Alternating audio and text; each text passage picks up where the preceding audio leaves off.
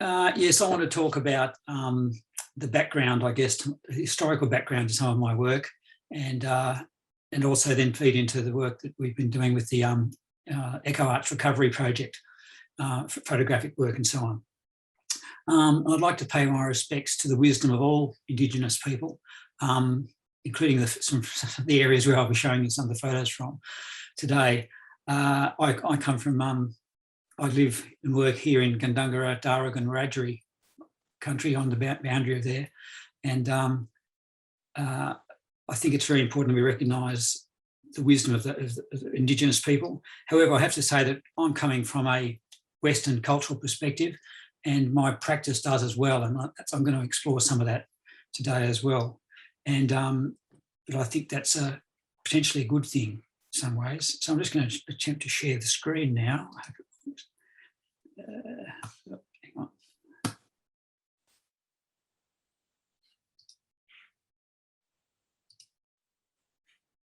Is that working? Yep, we've got you.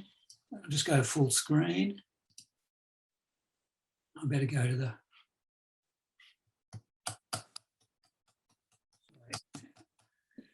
Okay, I guess nature photography began with the beginnings of the camera, with very early photographers going out into the wilds and returning with majestic scenes of the wilderness out there and so on, especially in Europe and America.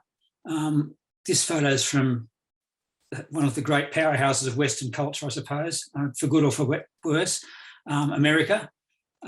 This is a photo by Ansel of Yosemite Valley, taken in the 1930s. Ansel was famous for his monumental images of American landscape, but he also took beautiful, intimate photographs, which are less well known. He was also a very strong conservationist, and I'm sure his photos have led to the ongoing protection of places like Yosemite National Park. Ken Burns did a documentary series on America's national parks in which he described as possibly America's best idea. So it's a good thing that's come out of Western culture, at least, in terms of the idea of setting aside areas for nature and for beauty and for protection and for ecology, away from industrialisation. Ansel's work and the work of other early conservationists, 20th century conservationists in America, led to the creation of the Sierra Club, possibly the largest environment group in the world. It certainly was for a long time, and one of the most powerful in America. In the 1960s and 1970s, they produced a series of books highlighting the American wilds. It's beginning with the central one there called This is the American Earth in 1961, which is a combination of Ansel's imagery and a very poetic text by Nancy Newhall. They followed a series of books on particular areas, like the Sierra Nevada and Glen Canyon of the Colorado, which was flooded by the Glen Canyon Dam and is no longer accessible. So that particular project didn't work in the sense of protecting that area. However, this is very controversial at the time in the Sierra Club because David Brower... Yes, come back on. Just give me 20 minutes. David Brower was regarded as a bit of a silly man producing all these books because they didn't make a profit. However, they've been instrumental and influential for ever since, and certainly in Australia as well. Australia also has a long tradition of nature photography, going back to the origins of the camera as well. This is a 1980s image by Charles Bayliss, obviously of the Grose Valley. And John, you'll notice it was before fencing. If you've been there, there's now a safety fence around that lookout, of course. It's been there for a long time. It's a very standard viewpoint below Govert's Lead. And also in Tasmania, which has been seminal in nature photography in Australia since the earliest days. This is an image by Stephen Spurling III of the Evening on the Gordon River. His father was also, Stephen Spurling II, was also a well-known photographer of landscape and nature. And this area was, of course, the scene of a much later conservation battle over the Franklin River, which also would have affected the Gordon River. This is perhaps has been described as the most famous tree photograph in the Australian photographic history by Harold Cosno from 1937 in the Flinders Ranges. And it was originally called something like River Red Gum in the Flinders Ranges of South Australia. However, over subsequent years, it became known as the Spirit of Endurance. So it was sort of it was a photo that was almost co-opted in terms of the recovery from the Second World War and the Depression and that sort of thing. The photo was taken during the Depression. However, there's an underlying, and this is still a famous tourist site now. The tree still stands. However, there's another underlying message to this image, in that what it shows is a devastated landscape, devastated by clearing and overgrazing, which is somewhat recovering now to some extent. Perhaps this should be the most famous photograph of a tree in Australia. It's by Pearce from 1989. It's of a tree in the Latrobe Valley in Victoria, described as the tallest tree accurately measured in Australia. It's called the Barron. I think it was named after Baron von Mueller, and I think it's the one that was 130 odd metres, well over 100 metres anyway. Or maybe this one, which is a photograph from the late 1930s from Blue Gum Forest by Alan Rigby, and this image was used on the cover of a brochure that was used for fundraising to buy out the lease, or to buy up the lease of the forest and protect it, which is a legacy we carry today, and which was one of the seminal germinal origins of the current Greater Blue Mountains World Heritage Area. Not a great reproduction, unfortunately, of that image. And another tree shot of grass trees. I just put this in because I love it. It's by Frank Hurley, very well-known photographer of the Blue Mountains and many wild places, including Antarctica, from the 1950s. Just going back to Tasmania, many people recall the campaign to save Lake Pedder, and the imagery of Alogus tricanus was instrumental in that campaign. It was one of his more beautiful images of the lake looking across the Franklin Range. And possibly the most famous nature photograph in Australia by Peter Dombrowski, titled Morning Mist, Rock Island Bend. And it's most famous because it was used in this advertisement over the campaign for the Franklin River. And that campaign was successful, and the Franklin flows free today, as does the Lower Gordon River. It's interesting that both, speaking of Western culture, it's interesting that, and Australian culture, Australian Western culture, white culture, it's interesting that both Alogus and Peter Dombrowski were of immigrant backgrounds. Another very famous image in Australian conservation history is this one by David Tatnell, called Eucalypt Forest and Coast Range, which was seminal in the campaign, the ongoing campaign actually, to protect the forests of East Gippsland. This image partly led to the creation of Arundra National Park in that area soon after this photograph, several years after this photograph was taken in 1986. This tradition still continues. This book was published a few years ago by the Wilderness Society, and it celebrates the history of their campaigning and the places that have been protected through that campaigning.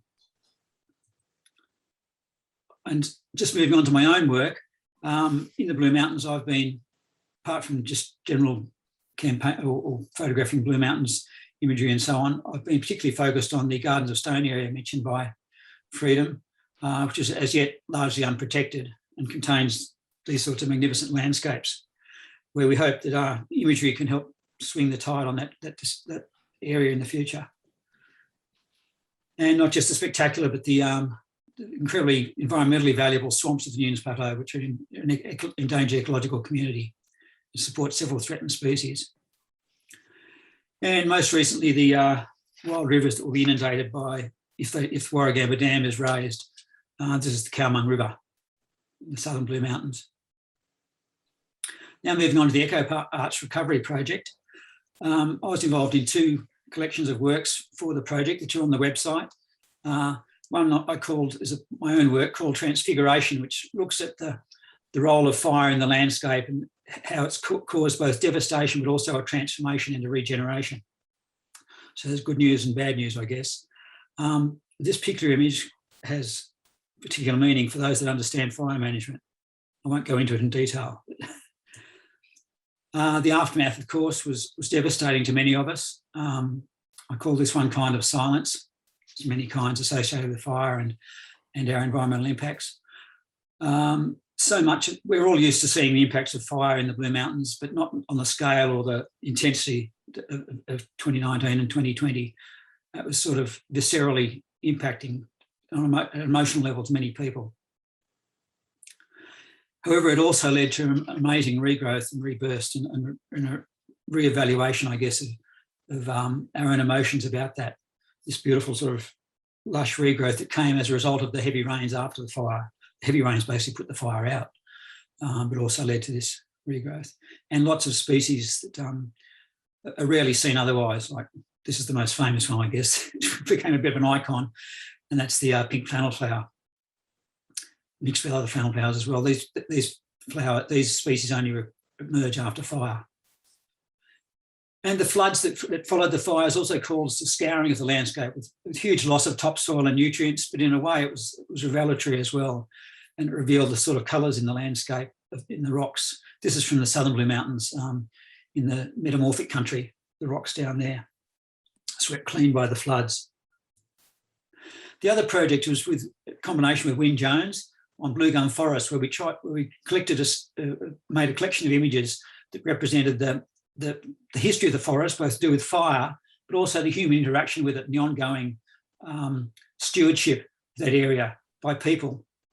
This is from 1875, Joseph Bishop, from an expedition organised by the esteemed Eccleston de Four, obviously an aristocrat. He was also a very prominent early conservationist involved with the creation of Ku-ring-gai Chase National Park near Sydney. And he organised an artist camp in the valley to present the beauty and grandeur of the valley to the public. And you'll note the 150th anniversary is coming up soon, and I'm hoping maybe we might be able to recreate a similar event. Hey, Freedom, you'd be interested in that, sure. So fires affected the Grouse Valley repeatedly. It's a natural fire path, but it's had some unlucky starts of fires as well. There's a fire in the Grouse Valley from Govetts Leap. And the aftermath in Blue Gum Forest is dramatic, to say the least. This is from the 2006 fire. Blue Gum Forest is famous because it's basically a magnificent stand of trees that are of a unique sort of status in the Blue Mountains. Most forests are steep and gnarly. This is a beautiful alluvial flat at the junction of two rivers and has a special ambience for those that love the place. This is after the Black Summer fires.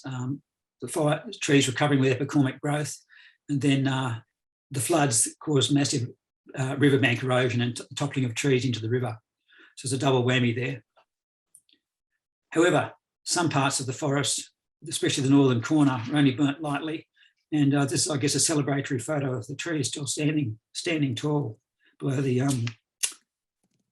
Banks Wall cliff line. This is after the fire.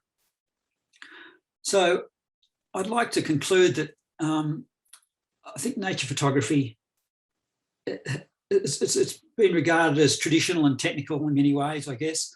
And it's even been described as wilderness porn by one esteemed local critic, which I think does apply to some overdone nature photography.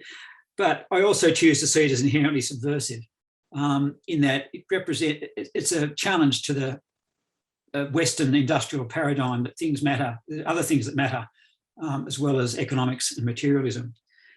And nature photography is primarily about seeing, not just about the technical side of it. And it's an affirmation that beauty and nature are important to the human soul, and hopefully can be part of a way forward for us non-Indigenous people to create a new relationship with our environment. Thank you, and thank you to the Blue Mountains World Heritage Institute and the Eco Arts Recovery team for allowing such a diverse response to the environmental situation in the Blue Mountains.